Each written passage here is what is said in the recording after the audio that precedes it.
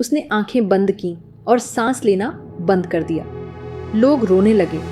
कुछ देर बाद उसको आखिरी विदाई भी दी, सदी गई आंसू भरे न्यानोके के साथ। सारे करीबी, सारे लोगों के लिए वह मर चुका था। ये धरती, यह संसार सब कुछ छोड़ चुका था, लेकिन उसके लिए सब कुछ वहीं नहीं रुका। उसकी आत्मा अब भी जीवित थी। सवाल उठे, अब मैं कौन हूं? मैं कहां हूं? मानो उसकी एक अलग यात्रा शुरू हो चुकी थी। क्या होती है ये यात्रा? सिर्फ उसकी ही नहीं, इस संसार के हर एक जीव को यही अंतिम यात्रा करनी ही पड़ती है, जिसे लोग मृत्यु के बाद की यात्रा कहते हैं। मृत्यु के बाद आखिर क्या होता है, ये प्रमाणों के साथ शायद कभी नहीं बता सकता, मगर हमारे कुछ पुराणों और धार्मिक ग्रंथों में उसके सदर्भ आते हैं। चलो जान लेते हैं उन्हीं अनहोनी बातों को, जिससे मृत्यु की बाद की यात्रा के कुछ रहस्य हम जान ले। उसने आंखें बंद की थी और उसकी अंतिम सांस हवा में विलीन हो गई थी।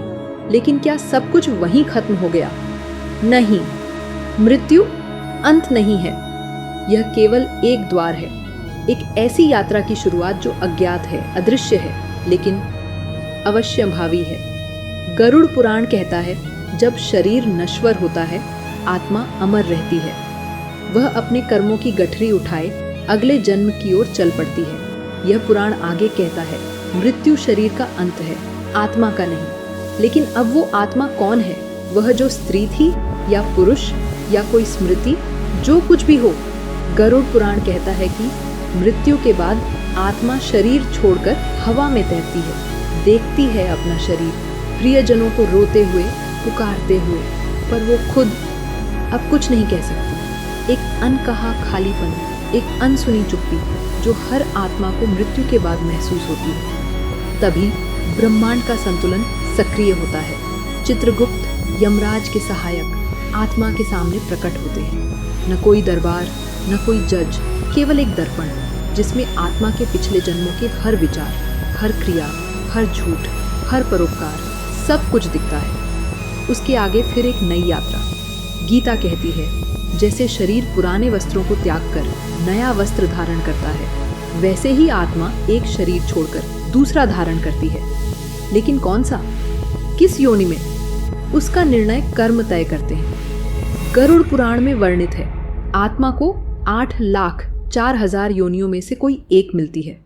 मनुष्य का जन्म सबसे दुर्लभ है, क्योंकि उसमें विवेक है, प्रश्न पूछने की क्षमता है और सबसे बढ़कर मोक्ष पाने की संभावना है। इस पुराण के अनुसार ब्रह्मांड में कोई चीज छुपी नहीं है। धरती पर रहते हमने बोया हर संकल्प, हर विचार, हर कर्म मानो एक बोया बीज होता है, और मृत्यु के बाद आत्मा को भोगना होता है वही जो उसने बोया। लेकिन अगर मनुष्यता में रहते हुए भी आत्मा ने केवल मोह, घृणा, लोभ और द्वेष बोए, तो अगला जन्म कीट, पशु, पक्षी या कुछ और, यहीं से पुनर्जन्म का चक्र शुरू होता है। पुनर्जन्म एक और रहस्य है। माना जाता है कि आत्मा जब गर्भ में प्रवेश करती है तो उसे अपने सारे पिछले जन्म याद होते हैं। बृहदारण्यक उपनिषद कहता है, गर्भस्थ शिशु को सत्य, कर्म, ब्रह्म और पूर्व जन्मों का स्मरण होता है। लेकिन जैसे ही जन्म का क्षण आता है, आत्मा उस जल में डूब जाती है और स्मृतियां मिट जाती हैं। फिर भी कुछ चीजें छूट जाती हैं, अधूरी इच्छाएं, अधूरे भय, अजीब लगाव, जिनका कारण कोई नहीं जानता। शायद वो पिछले जन्म से आए हैं। कुछ दुर्लभ आत्माएं अपनी पिछली यात्रा को भूलती नहीं। इस संसार में बहुत कुछ रहस्य छुपे हैं, जैसे कि पुनर्जन्म। शायद किसी ने कभी ऐसे बच्चे देखे होंगे जो बड़े चमत्कारी होते हैं, जैसे कोई बचिया छोटी उम्र में बड़े काम करता, गाता, बजाता, श्लोक पढ़ता, मानो वह पहले से ही सब कुछ जानता है, लेकिन कह नहीं सकता। माना जाता है कि कुछ संस्कार उसने जन्म के साथ ही लाए हों।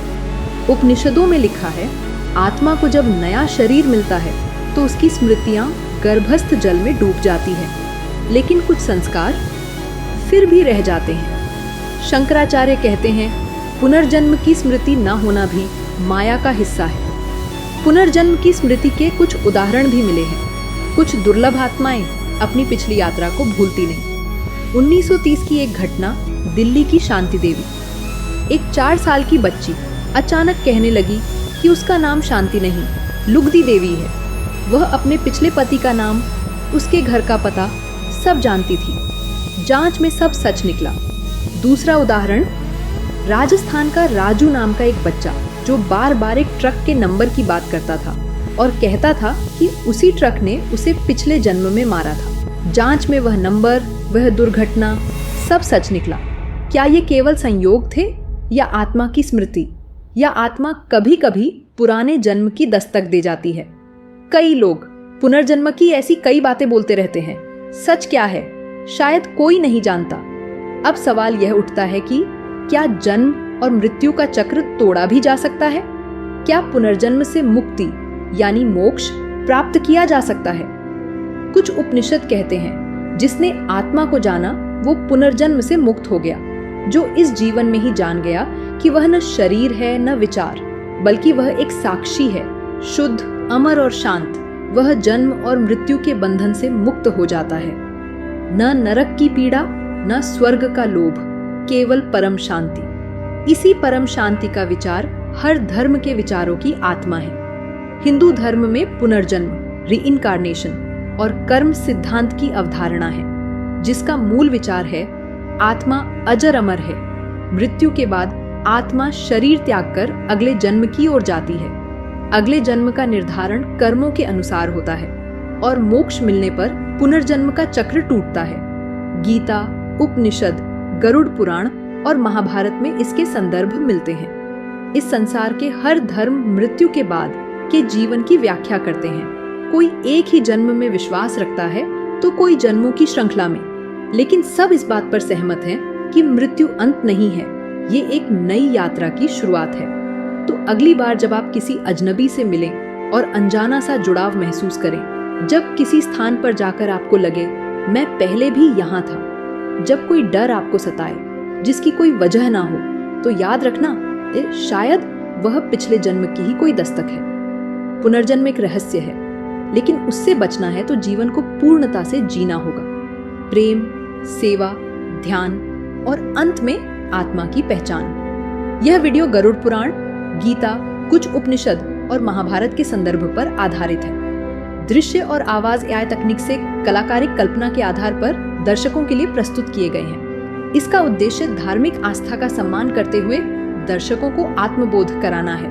कृपया इसे अंधविश्वास या दंड के रूप में न लें। उद्देश्य केवल आध्यात्मिक बोध, प्रेरणा और विचार के लिए है। कृपया इसे अंधविश्वास न मानें। यह वीडियो गरुड़ पुराण, उपनिषद, गीता और अन्य प्राचीन ग्रंथों के आधार पर तैयार की गई एक आध्यात्मिक कथा है। इसका उद्देश्य किसी भी धार्मिक मत को ठेस पहुंचाना नहीं, बल्कि चेतना का विस्तार और दर्शकों को गहराई से सोचने के लिए प्रेरित करना है।